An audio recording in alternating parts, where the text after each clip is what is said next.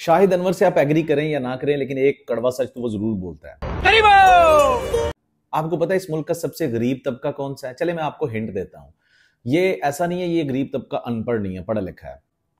और दूसरी निशानी ये है कि हमें फैमिली के लोग बचपन से ही कहना शुरू कर देते हैं कि बड़े होकर आपने या तो ये बनना है या फिर आपने ये बनना है, तो ये तबका ये वाला है। तीसरी निशानी है कि ये बहुत सारे हैं, यानी कि इस मुल्क में इनकी बहुत ज्यादा तादाद है भाई। हर गली मोहल्ले के अंदर आपको मिलेंगे। अरे भाई आपको अभी तक नहीं पता चला? अरे मैं इंजीनियर्स की बात कर रहा हूं। इस मुल्क में सबसे ज्यादा क्या है? इंजीनियर्स। हर गली मोहल्ले आपकी फैमिली में हर कजन इंजीनियर मिलेगा।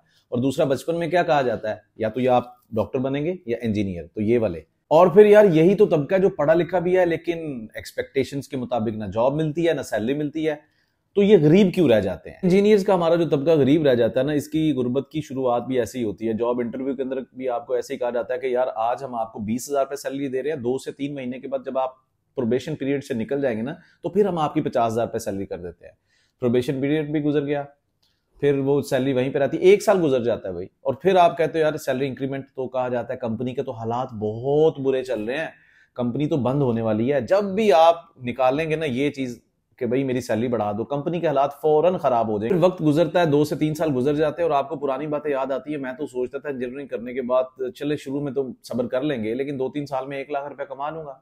तो यहाँ पे तो 40,000 रुपये मिल रहा है, और ये तो फलान ड्राइवर भी कमा रहा है, ये मार्केट के अंदर काम करने वाला बंदा इससे अच्छे पैसे कमा रहा है। इस तरह की कुछ सोशल मीडिया पे भी आपको वीडियोस मिल जाती हैं, तो फिर आप हो जाते हो डिसअपॉइंट। तो भाई डिसअपॉइंट होने से बेहतर अपनी इंडस्ट्री के मुतालिक समझें, सोचें, स्किल सीखें। हम लोगों को अवेयरनेस नहीं होती, इन्फॉर्मेशन नहीं होती, हम खुद से कोशिश ही नहीं करते।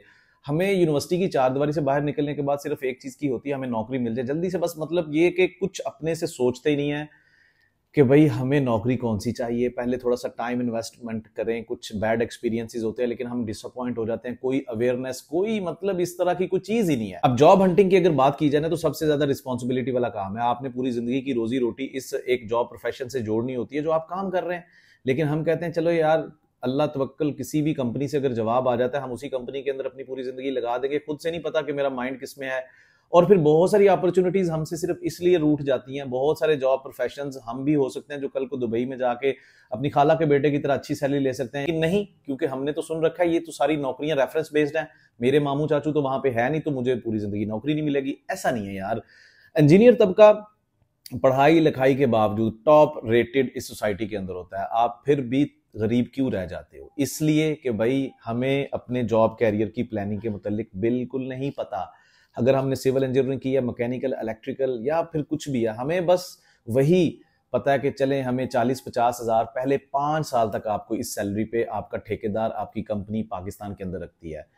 हमारे जैसे कंट्रीज की इकोनॉमी के मुताबिक हम मैक्सिमम 10 साल भी यहाँ पे काम करेंगे, हमें 2-2.5 लाख से ज्यादा कोई भी सैलरी नहीं देगा। लेकिन एट द सेम टाइम जब आप मूव करते हो, स्किल सीख कर आप दुबई के अंदर जाते हो, तो आप 2-3 साल के बाद ही 4-5 लाख रुपया कमाना शुरू कर देते हो। क्योंकि इंजीनियर्स के लिए इस तरह के कंट्रीज शुरुआत के एक्सपीरियंस के लिए ठीक है, लेकिन अगर आपने लॉन्गर रन के अंदर अपने आप को प्रूव करना है, अच्छे पैसे कमाने हैं, अपने आप को पॉलिश करना है, प्रोफेशनली अपने आप को ग्रो करवाना है, तो फिर भाई आपको गल्फ कंट्रीज की तरफ जाना चाहिए, यूरोपियन कंट्रीज की तरफ जाना चाहिए। आपने जो इन्वेस्टमेंट की अपनी इंजीनियरिंग के ऊपर, बहुत बड़ी इन्वेस्टमेंट होती है। आप अपनी जिंदगी के 16 साल देते हो ये सोचकर कि मैं इंजीनियरिंग करके इस फील्ड के अंदर काम करूंगा। मार कहां से खाते हो? हर चीज ठीक चल रही होती है, मार यहां से खाते हो अवेयरनेस नहीं है।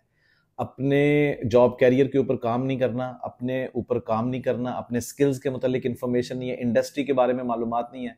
सो अगर आप देखें इन चीजों को नहीं जानेंगे तो कोई बंदा कैसे भी आपको पकड़ के किसी भी रास्ते पे लगा देगा, आप कहेंगे हाँ यार यही रास्ता है। तो इंडस्ट्री अवेयरनेस सबसे पहला काम है, और दूसरा काम है स्किल सीखे। जैसे शाहिद अनवर कहता है कि स्किल सीखे। इंजीनियरिंग के अंदर भी भाई बहुत बड़ी गंगा बह रही है। आपकी मैकेनिकल फील्ड के अंदर डिजाइन है, सिविल इंजीनियरिंग के अंदर डिजाइन, इलेक्ट्रिकल, फिर उनकी मैनेजमेंट, फिर उनके और बहुत जो जो फील्ड उठाओगे हर फील्ड के अंदर एक एक बेहतरीन स्किल है। उसकी आप फ्रीलांसिंग भी कर सकते हो, इंटरनेशनल लेवल पे B2B सर्विसेज भी दे सकते हो, लिंक्डइन के ऊपर, फाइवर, अपवर्क। और इसके साथ साथ गल्फ कंट्रीज के अंदर भी डिमांड उन्हीं लोगों की है। ये मत करना कि विजिट वीजा लेके वहां पे जाऊंगा तो वहां पे नौकरी मिल जाएगी। Ultimately you are coming again on that point कि यार मैं कहां पे आके फंस गया हूं। स्किल जॉब कैरियर होगा अगर आपने अपने जॉब कैरियर को अच्छे तरीके से डिफाइन कर लिया, then you will kill all the problems. Otherwise ये पूरी जिंदगी आपके साथ साथ आपकी टांगों के साथ बनी रहेंगी, कभी कोई मसला आ जाएगा तो you must move to Abu Dhabi UAE, Saudi Arabia, Qatar, Oman, ये जो आपको मैं गल्फ कंट्री रीजन्स बता रहा हूँ, ये मेगा प्रोजेक्ट्स हैं भाई यहाँ पे। तो यहाँ पे आपकी प्रोफेशनल ग्रोथ है, लेकिन स्किल के बगैर जाना बहुत बड़ी गलती है। There is a big competition, Indian, Pakistani, Afghani, Bengali, European, all engineers are already there competing.